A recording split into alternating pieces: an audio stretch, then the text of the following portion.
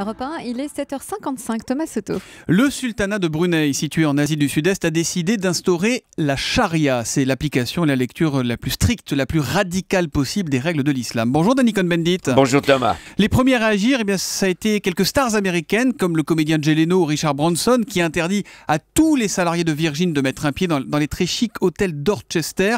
C'est une chaîne qui appartient au sultan de Brunei.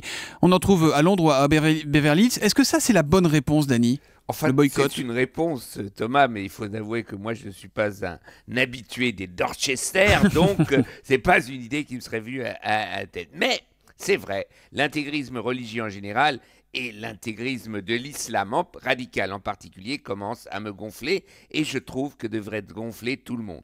Seulement voilà, Thomas, déjà l'administration Obama a mollement réagi en disant qu'elle ne suivrait pas la chose et cette initiative. Et pour cause, la charia en soi ne semble pas gêner les États occidentaux, ni d'ailleurs nous ne gêner, nous, les sociétés occidentales.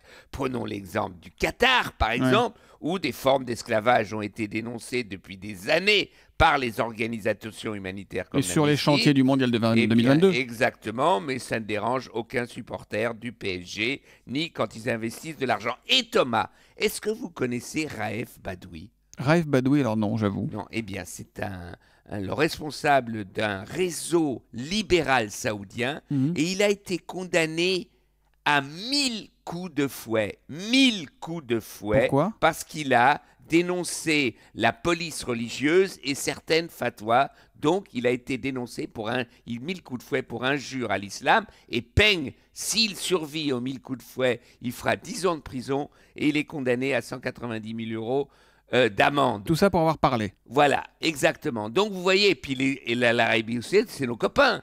Hein, c'est eux, ils sont pro-occidentaux. Et vous savez, la différence entre un pays qui n'est pas pro-occidental et un pays pro-occidental comme l'Arabie Saoudite, et bien dans un pays qui n'est pas pro-occidental, quand on vole, on vous coupe les deux mains, et en Arabie Saoudite, on vous coupe qu'une main. Mais Danny, voilà la différence. Sans tomber dans l'idéologie ou les grands principes faciles, en tenant compte de la réelle politique et de la réelle économie, quelle peut être la bonne réponse ? Il y a deux réponses. Au niveau européen, mais faciliter l'émergence d'un islam européen. Il faut que le processus de sécularisation de l'islam, eh bien, nous le soutenons. Il faut être tolérant, mais ferme. Et d'ailleurs, c'est un processus qui a été difficile pour toutes les religions. Ce n'est pas un problème lié simplement à la religion de l'islam, toutes les religions. Et deuxièmement, au niveau mondial, se battre, même s'ils sont nos alliés, pour les droits de l'homme, dénoncer, ne pas fermer les yeux, car je crois que ce n'est que comme ça qu'on arrivera petit à petit à faire évoluer les choses. Ne jamais lâcher. L'humeur de Danny, c'est tous les matins à 8h-5 sur Europe 1. Bonne journée Danny. Bonne journée. À Thomas. lundi.